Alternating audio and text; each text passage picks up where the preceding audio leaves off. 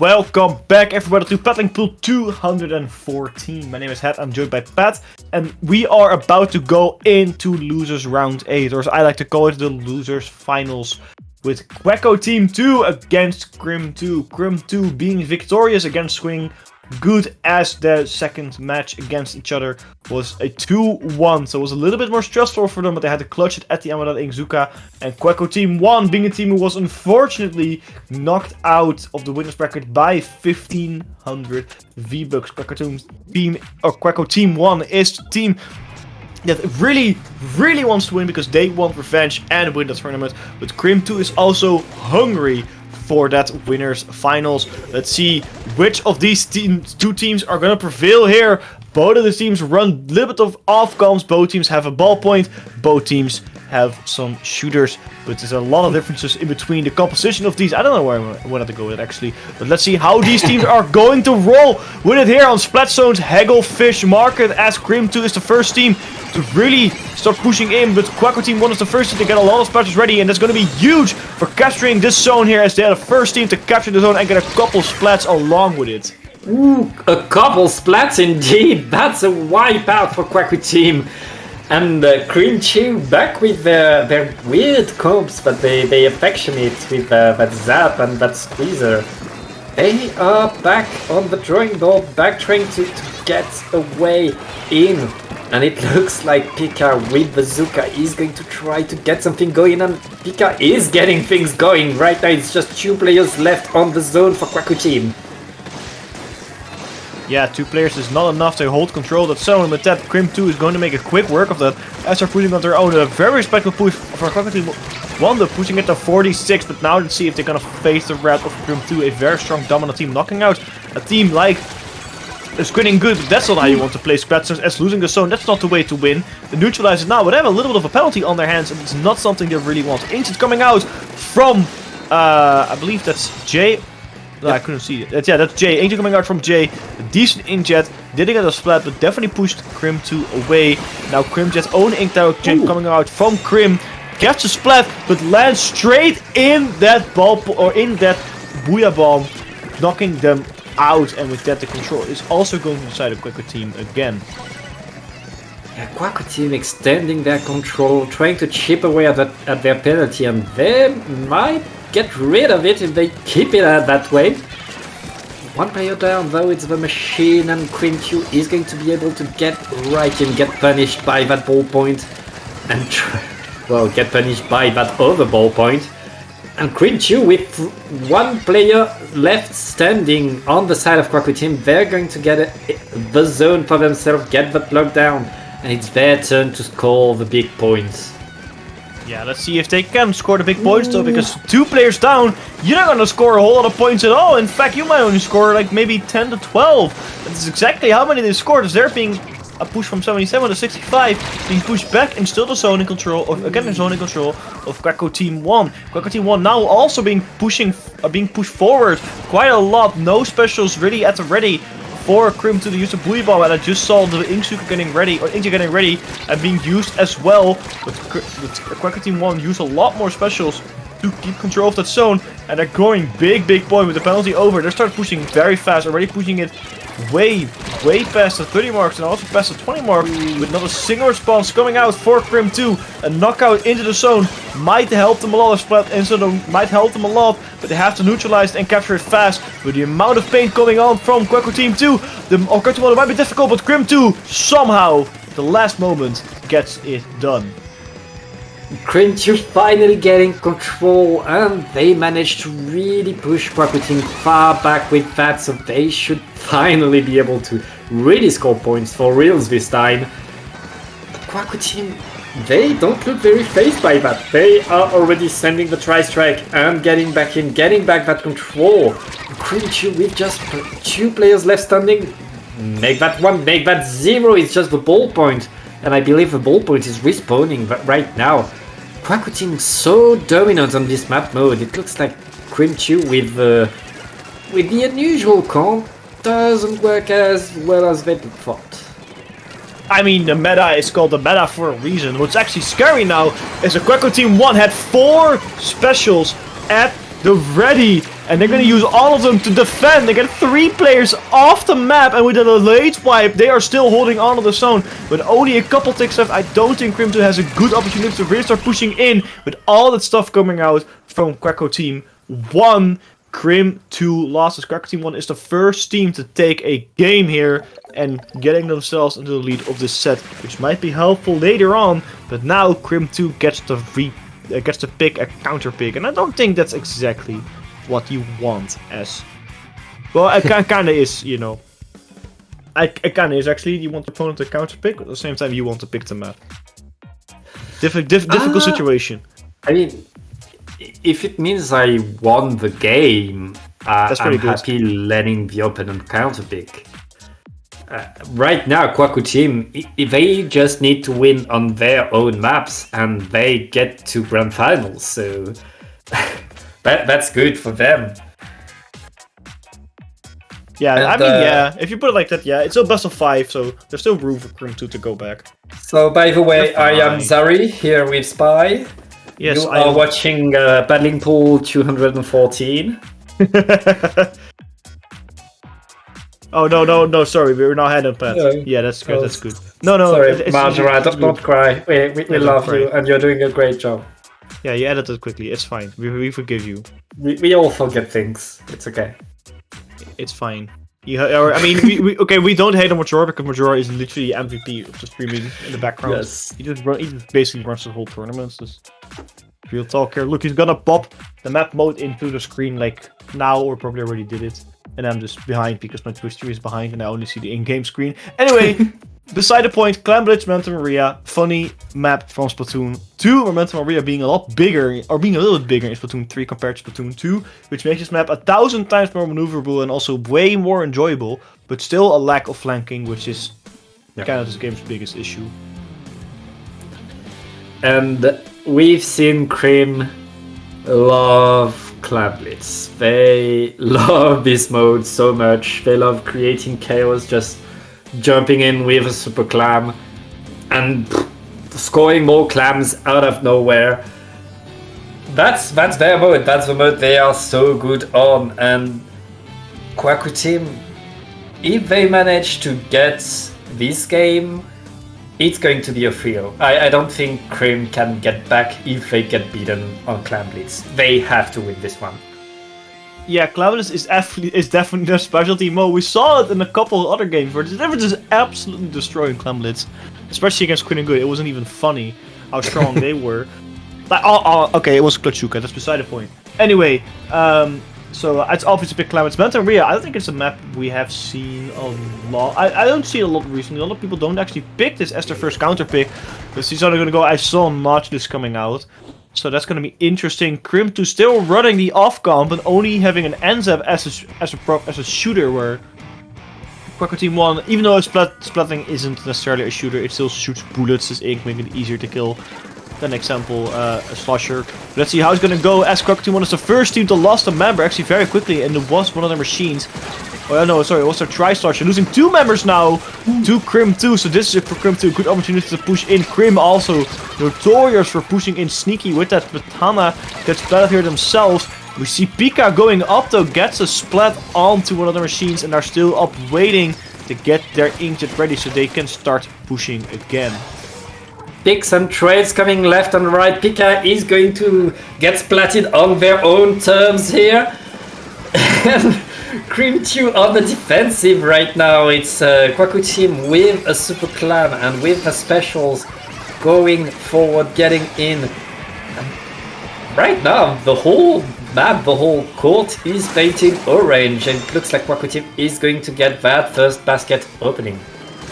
Yeah, that's a very good basket. You want that open, but let's see how many points Quoicouteam can score, because with 3 players down from Pika's inkjet, you're not gonna score a whole lot of points there. And now there's a pity clamp coming in, and that's exactly something that crim2 really likes. Grim, all you really have to do is get a sneaky power clamp in, and suddenly this ball can start groaning. Jay gets fed on silver, Jay gets spelled by by Pika. Pika gets another spell on Funzy. There's people going down left and right. Now going up to see if they can get something done. Inkjet in a very secure spot. That's a very solid landing if you don't get caught out there.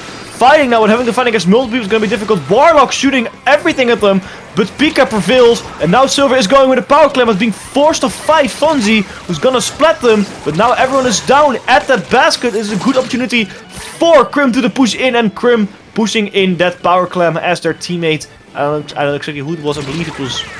I actually don't know who pushed in the power clamp. I don't know. That was I don't know who pushed it in. That was Crim that was Crim as a team creating so much chaos that we don't know what's happening, and then they have the lead.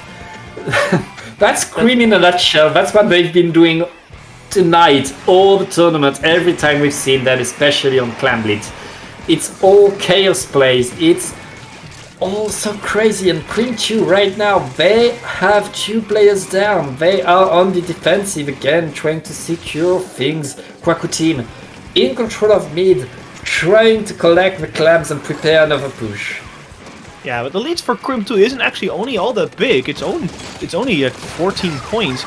Even if Quoicouteam1 now throws in a power clamp, they only get 7 real points on to their total, so that means they have to throw in a little bit more in order to get a lead here comfortably. But they have the stuff at the ready. They're just waiting for a little opening to be made to start pushing in. Typhlo going for a flank, probably close to their Booyah Bomb, otherwise he wouldn't flank like that. But being cut by 2 people, being forced back, actually getting splattered. 2 players down on the side of Quoicouteam1. That's not what you need or want. It's a 2v2 scenario. Jay holding on to the power clamp. But the Nautilus, here's the hammer sound, it's like, nah, I'm out of here. And he just backs off. Very tactical. You don't want to be in there when there's a hammer. But a tactical retreat also got him 2 splats against Pika and I believe Crim. That's very good. Gets a 3rd one against... Okay, that was Crim. Gets a 3rd one there. That's good for Crim2 because that's what Quoicouteam was. Because that's what they need. But it looks like Crim2 also got some splats of their own, neutralizing the middle. Yeah, that trade that they got with the Nautilus also meant that their teammate that was super jumping to them got picked up. That gave Crim the opportunity to really keep things even, keep things in mid, keep things in a fight. And the fight is still going on so hard everywhere. And 3 down for Crim. Quoicouteam with a wipeout. They're gonna get a big push with 2 super clams with just less than a minute left. Quoicouteam could get that win. Yeah, Booyah Bomb from Typhlo also helping a lot. Getting a splat there on Pika. Getting a splat there on, I don't know, was it Fonzie, I believe? I don't actually know who it was. Getting 2 splats either way. That's going to be huge for scoring points. Getting it to 29. Misses the last clam because it was started out a little bit too late. With a very strong push. And now they put a big lead on their side. Let's see how Crim is going to respond to it. Because they effectively got 3 players down. Because one of them just respawned. But they don't really have the manpower. And the power clamp at the bottom left. Being in a very enforced spot to pick it up. You have to jump down and pick it up. That's not what you want. They picked it up somehow. Crim throws it back. Gets themselves splattered by the cliff. That was a risky move. And unfortunately it didn't pay off exactly the way they wanted to. Because now they have to wait for Crim to respawn, sneak in, and somehow get a super jump ready for the power clamp to push. Pika gets a splat on Warlock. Now uses their engine to push in. 2 players down. Power clamp going on the side. But gets knocked off the map because it was splattered in mid-air. Costing them the game. That's unfortunate as it's now a 2-0 lead for Quoicouteam1. Quoicouteam1 got the win on Crim on their Clamblitz counterpick. Quoicouteam right now are 1 game away from getting their replay against Squid Good, and they are so close to it. Right now, Crim, they need something new. They need more. And Clamblitz didn't work for them for the first time in this tournament. Yeah, definitely mission fail. Okay, I'm gonna respond to that really quick. Microwave, that was a very funny chat. Yes. yeah. Oh man, I had so much frustration in Octo expansion with that stupid 8-ball. But okay, to be fair, it's not in my defense. To be fair, the only reason I had so much stress and frustration was because I played like the Octo expansion the second it came out, but it came out for me at 3 AM. And then at like 5 or like no 5. I think I get 8 or 9 AM. I finished like the main story. I did every mission. I finished like the main story to get the Octoling in. So That was really funny. I mean, I bought Splatoon 2. Octo expansion was already an old thing because I'm new to the scene, and so basically right after finishing the solo campaign, I went into Octo expansion thinking, oh yeah, well that's the continuation of a solo campaign, and it was hard. It was not. It was not the same difficulty curve. I mean, I liked Octo expansion actually did offer a little bit more of a challenge. And then I really like this Splatoon 3, how they combined them.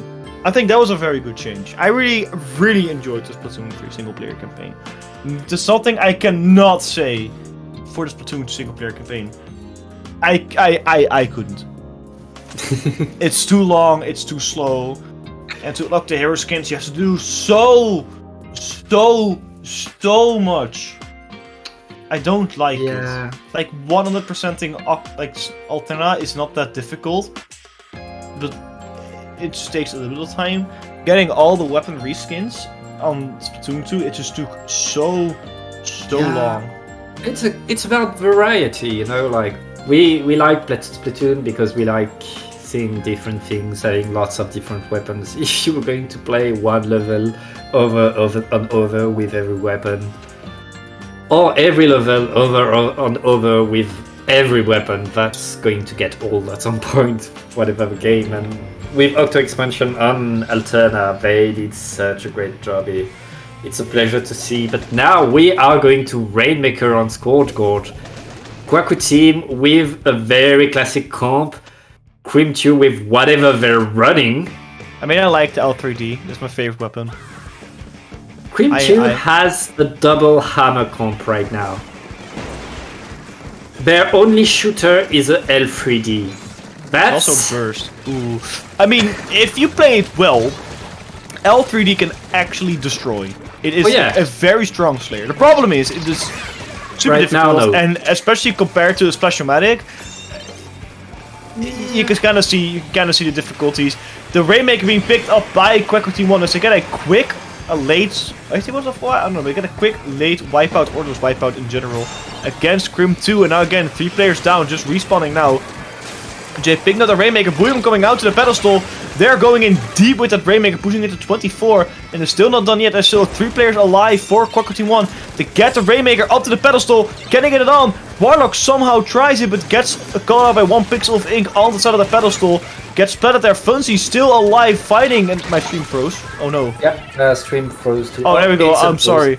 It's back now. They didn't win the fight. Warlock's still alive somehow. And a very strong opening for Quoicouteam1. It looks like the push is finally come to an end as Jake gets splattered here. But that's a super strong push. And basically, crim2 has to knock it out or they're out. And you wouldn't believe it's Crim that chose the map mode right now. Quoicouteam, it's like they're at home. They were so strong. They just got in, got everybody, and scored all the points. And they're not done. Quoicouteam, they are still getting the picks. They're pretty much spawn camping crim2 right now. Yeah, they definitely are for 3 whole minutes. I wish they just knock it out already so we can go on to our next game. Because this is just so poor for crim2. It is so unfortunate. Typhlo has the Rainmaker trying to get some splats in. He actually gets one, looking for the second one with the Rainmaker. Very strong weapon in this game. Still going in, waiting. Typhlo gets splattered by a little bomb from Crim. It's just Crim alive. And being caught out there is going to help them a lot. But people respawning, I don't think it's going to be happening. I don't think it's going to happen to knocking out this Rainmaker here, because they have to go through so many people, and the Rainmaker pedestal is such a difficult spot to push. And Quoicouteam, they are happy to stay there. Just try to respawn. Doesn't matter if we get picked. We will be back to mid way before you have the time to pop the Rainmaker. But you won't get to mid. We are still in your base. We are still painting your base, getting the splats. Typhlo still there with the machine, finally gets picked up. Quoicouteam does whatever they want right now. Yeah, they really do not care. Jay still holds on to the Rainmaker. crim2 trying to make the best of it, but 2 hammers down. Still not getting rid of that Rainmaker possession.